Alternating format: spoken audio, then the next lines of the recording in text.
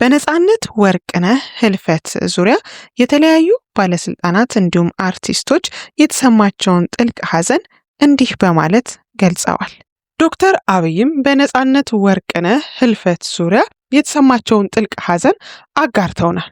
2006 አዲስ ዓመት ፕሮግራም ላይ አባይ ግድብ ላይ በተካሄደው የአዲስ ዓመት ፕሮግራም ላይ መድረክ በመምራት ድንቅ ብቃቱን ማሳየት የቻለው ነጻነት ወርቅነህ እንግዲህ በህልፈቱ ዙሪያ ጠቅላይ ሚኒስትር ዶክተር አብይም የተሰማቸውን ጥልቅ ሐዘን አጋርተዋል።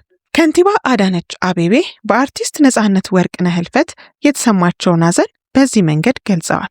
የአዲስ አበባ ከተማ አስተዳደር ከንቲባ አዳነች አቤቤ በአርቲስት ነጻነት ወርቅነህ ህልፈት የተሰማቸውን ሐዘን ገልጸዋል። በማህበራዊ ትስስር ገጽ ባሰፈሩት መልእክታቸውም ታዋቂው አርቲስት ነጻነት ወርቅነህ ባጋጠመው ድንገተኛ ህመም ከዚህ ዓለም በሞት በመለየቱ ጥልቅ ሐዘን ተሰምቶኛል ብለዋል። አክለውም ለአርቲስቱ ነጻነት ቤተሰቦች፣ ወዳጆችና አድናቂዎች በሙሉ መጽናናትን እመኛለሁ፣ ፈጣሪ ነፍሱን በአጸደ ገነት ያኑር ሲል ገልጸዋል። በመቀጠልም በተለያዩ ፊልሞችና የቴሌቪዥን ድራማ ስራዎቹ የሚታወቀው ተወዳጁ ነጻነት ወርቅነህ ነፂ ማረፉን ተከትሎ የሙያ አጋሩ አርቲስት ማህደር አሰፋ የተሰማትን ጥልቅ ሐዘን ገልጻለች። ማህደር ከነጻነት ጋር ኤፍቢአይ እና ሌሎች በርካታ ፊልሞች ላይ አብራ የሰራች ሲሆን የሙያ አጋሯን ህልፈት ተከትሎ በማህበራዊ ትስስር ገጿ ላይ ባሰፈረችው ልብ የሚነካ መልእክት ድንጋጤዋንና ሐዘኗን አጋርታለች። አርቲስት ማህደር በሐዘን መግለጫዋ ላይ በስመ አብ ነጽዬ እንደዚህ ነው የምትለየን በቃ ስትል የሞቱን ዜና ለመቀበል መቸገሯን ገልጻ ነፍስህ በገነት ትረፍ ምኞቷን አስተላልፋለች። አርቲስት ነጻነት ወርቅነህ በኢትዮጵያ የፊልም ኢንዱስትሪ ውስጥ በርካታ ስራዎችን በማበርከት የሚታወቅ ሲሆን ህልፈቱ በኪነ ጥበቡ ቤተሰብ ዘንድ ከፍተኛ የሆነ ሐዘንን ፈጥሯል። በመቀጠልም ታዋቂው ድምፃዊ ቴዎድሮስ ካሳሁን ወይም ቴዲ አፍሮ የሐዘን መግለጫውን እንዲህ በማለት አጋርቶናል። በተለያዩ የቲያትር መድረኮችና በበርካታ ፊልሞች ላይ ባሳየው የትወና ጥበቡ እንዲሁም በቴሌቪዥን የመዝናኛ ፕሮግራሙ በህዝብ ዘንድ ከፍተኛ ተወዳጅነትና አድናቆትን ባተረፈው በተወዳጁ የኪነ ጥበብ ሰው አርቲስት ነጻነት ወርቅነህ ህልፈት የተሰማኝን ጥልቅ ሐዘን ለመግለጽ እወዳለሁ። በዛሬው ዕለት በተሰማው ህልፈተ ህይወቱ በደረሰው ሐዘን ለቤተሰቦቹ፣ ለወዳጅ ዘመዶቹ፣ ለመላው አድናቂዎቹ መጽናናትን እየተመኘው ፈጣሪ ነፍሱን በአጸደ ገነት እንዲያኖርልን ከልብ እመኛለሁ በማለት ገልጿል። እንግዲህ ነፍስ ይማር፣ ኢትዮጵያ ለዘላለም ትኑር፣ ፍቅር ያሸንፋል፣ ቴዎድሮስ ካሳሁን በማለት ነበር እንግዲህ ሐዘኑን የገለጸው። ከዚህ በተጨማሪ እንግዲህ ነጻነት ወርቅነህ ቀድሞውንም እንደሚሞት ታውቆት ነበር። ለምን እንደዚህ ያልሽ እንደምትሉኝ እርግጠኛ ነኝ። ነገር ግን እኔ በጥርጣሬ ወይም በግምት አይደለም ይህንን ሐሳብ ያጋራኋችሁ። ነጻነት ራሱ የዛሬ ወር አካባቢ በኢንስታግራም ገጹ ላይ ይህ ምስሉ ላይ የምትመለከቱትን በእጅ የተሳለ የእሱን ምስል የሚያሳየውን ፎቶ ፖስቶ ይሄ ለማስለቀሻ ጥሩ ነው ብሎ ነበር እንግዲህ ከታች የጻፈው ጽሑፍ የሚያሳየው ማለት ነው። ከዛ በተጨማሪ ደግሞ በቅርቡ ማለትም ከ5 ቀን በፊት ይመስለኛል አጋርቶን የነበረው ይህ ጽሑፍ እንግዲህ መሞቱ ታውቆት እንደነበር የሚያሳይ ነው። እንዲህ ይላል ጽሑፉ፣ ፍቅር ሰው ሲሞት እንኳን አይጠፋም፣ ወደ ኋላ ይቀራል፣ እናም የማንቋቋመው ይሆናል በማለት ነበር እንግዲህ አጋርቶን የነበረው። ታዲያ እነዚህ ጽሑፎች ዝም ብሎ የተጻፉ ወይም የተፖሰቱ ይመስሏችኋል? በፍጹም። ምናልባት ስለ ህመሙ በግልጽ መናገር ያልፈለገው ይህች ቀን ቅርብ መሆኗን በማወቁ ሳይሆን እንደማይቀር ይገመታል። ህንድ ሀገር ደርሶ ሕክምናውን በሚያደርግበት ወቅት ብዙዎች መሞቱን ዘግበው ነበር። እሱም እራለው በማለት በእሱ ህመም ለተጨነቁና ፍቅራቸውን ላሳዩት ሁሉ ምስጋናውን ቸሮም ነበር። ነዚህ ትላንት ቢሮ ገብቶ ስራውን በአግባቡ አጠናቆ ማታ ደህና ሁኑ ብሎ ነበር ከቢሮ የወጣው።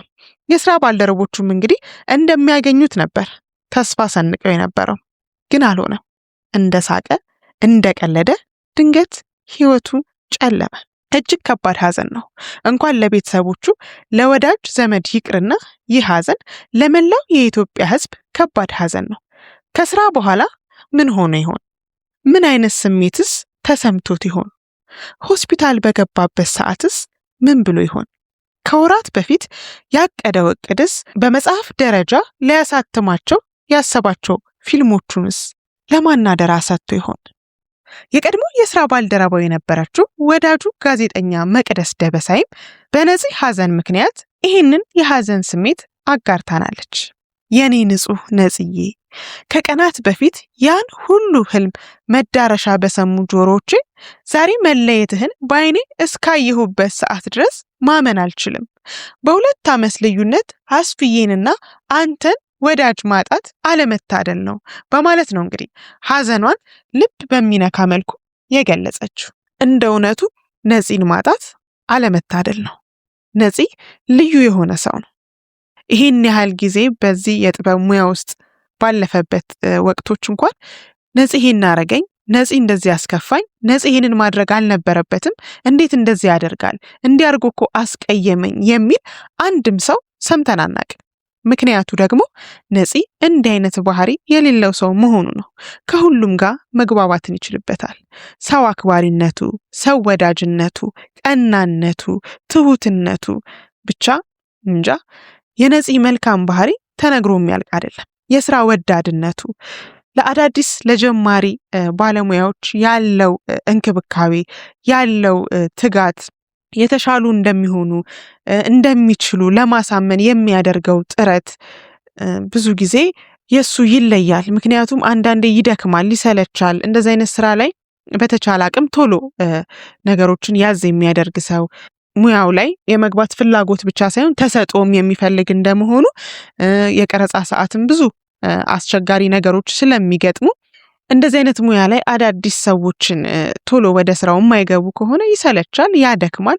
ነገር ግን ነፂ ይህንን ሁሉ ታግሶ ትችላላችሁ፣ በርቱ እያለ እየደገፈ ሙያዊ ድጋፉን እየሰጠ ብዙ ደረጃ ላይ ያደረሳቸው የተሻለ ቦታ ላይ እንዲቀመጡ ያደረጋቸው ብዙ ታዋቂ ሰዎች አሉ።